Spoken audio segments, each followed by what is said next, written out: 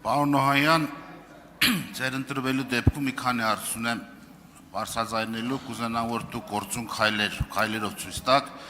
երբ որ ասում եք Վարդենիսի հիվանդանոցը կառուցվում է, Վարդենիսի հիվանդանոցը չի կառուցվում, Վարդենիսի հիվանդանոցում նախագծանախաշվային փաստաթղթերը պատրաստ է եւ ասում են հողի խնդիր կա, այսինքն նախագիծը պատվիրվել է, հիմա նոր հասկացել եք, որ այդտեղ ինչ-որ սահմանակից սեփականատիրոջ հողի վրա է կառուցելու իբրև թե, եւ սա տեխնիկական բնույթի է դորականում, ես չեմ հասկանում, նախագիծը ոնց կարող առանց սեփականության վկայականի կատարվի, սա մեկ, այդ խնդիրը պաթանոլոգիական լաբորատորիաների, ինչպես գործընկերը պարզեցին, նաեւ վերաբերելի է ճամբարակ համայնքում, սահմանամերձ, ես վերջում եղել եմ, մի հատ գնացեք այդ դժգոհությունները տեսեք, մարդը դիակը բերում է, սևանում է երձում, Ինչքան լրացիչ ֆինանսական աշխատանքի դժվարություններ, ֆիզիկական եւ ժամանակային դժվարություններ կա։ Եվ ձեր նախորդ գործընկերն ասում են տրանսպորտ կա, նախարարն ասում է դա մենք ապովել ենք, ձեր բարձրացածը 70 չէ, 45-ը։ Ասում եմ ընկեր, դժգոհությունը գնալով խորանում է։ Այդ խնդրին լուծում տալ է պետք, թե չասած լողացող ու շատ շուտ լուծում տալ է պետք։ Որտեղ դուք ձեր Զեկույցում ձեւ խոսքում ասեցիք, որ մենք համակարգը ծառայեցնում ենք ժողովրդին, այդ ձևով եք ծառայեցնում ժողովրդին։ Դիակը վերցած 60 կիլոմետր բերում է մարդուն հերձելու, 6 ժամ սպասում է հերթի պատճառով, ոչ բան։ Հետո հետ է տանում այդտեղ։ Սա մեկ եւ երկրորդը, որ ասում եք աշխատավարձների հետ կապված, նախ ասեմ, որ դեկտեմբեր ամիս աշխատավարձ չեն ստացել մարդիկ։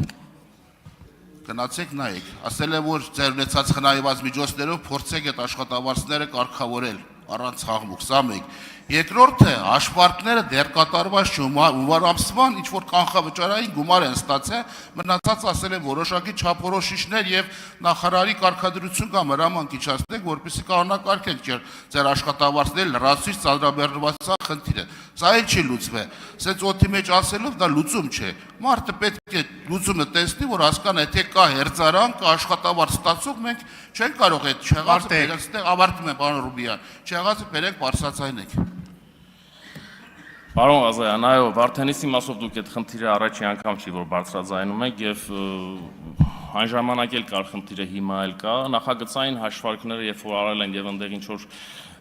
աշխարհագրական դիրքի հետ կապված խնդիրներ կա, դա կարծում եմ մեր տիրույթի լուծելու հարց չի։ Եվ ես կարծում եմ, որ նաեւ եթե կա նմանատիպ խնդիր, այդ խնդիրը անպայմանորեն կլուծվի, եթե տեղի ունեցել սխալ, որը որ մեր տիրույթում քննարկելու տիրույթում չի գտնվում։ Դա մեկ, աշխատավարձների մասով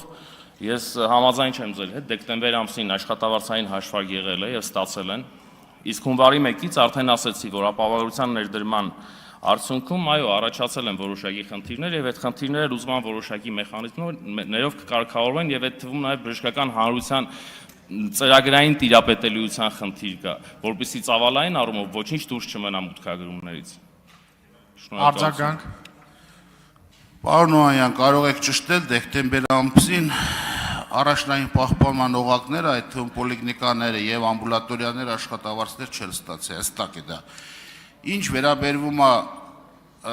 Վարդենիսի տարածաշրջանի հիվանդանոցային կոմպլեքսի կառուցմանը, այդտեղ դուք թերություն ունեք, ասում եմ, հողը չեղած տեղ նախագիծ եք իբրև թե այդ բաները պատվիրը փող եք ծախսել։ Երկրորդը ճամբարակի հետ կապված 16 թվականին բավականին ժամանակակից հիվանդանոց կան տեղ, բանդեղի չեք պաթանոլոգիական լաբորատորիայի խնդիրը լուծում։ Այնտեղ ասում եք, որ բան չի 16 թվականին ես ինքս էլ բացման եղել եմ ճամբարակում, բավականին եւ ասում եք սարքավորումներով ագեցվածության աշճանը բարձրացել եք։ Դուք չունեք մեկնեղ մասնագետ այդ տարածքներում։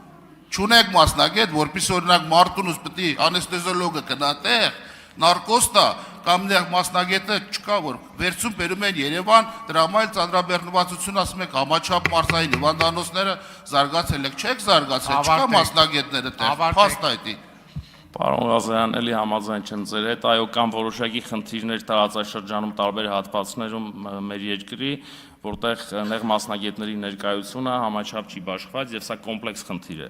Եվ կարգավորման տարբեր մեխանիզմներ կան դրա հետ կապված, եւ ես կարծում եմ, որ մենք բաց ենք այդ քննարկումների համար եւ որևէ խնդիր չկա առարկայական ինչ որ իրադրության հետ կապված քննարկում իրականացնելու։ Իսկ ինչ վերաբերում է մեր կողմից իրականացվող մեծածավալ շինարարական աշխատանքներին եւ ոչ միայն բժշկական հաստատություններին վերաբերվող, այո, դրանք ակնհայտ են ուղղակի եւ կրթական համալիրներ, եւ բժշկական հաստատություններ, եւ տարբեր ենթակառուցվածքներ այսօր բարելավում եւ բարենորոգվում են։ Այդ առումով ես նոր դրա մասին էի խոսում, որ չարժե նսեմացնել եւ չարժե որակավորել վատ առումով այն ինչ որ արվում է այսօր մեր իշխանության կողմից եւ այս տարիների ընթացքում։ Շնորհակալություն։ Հովիկ Աղազարյան։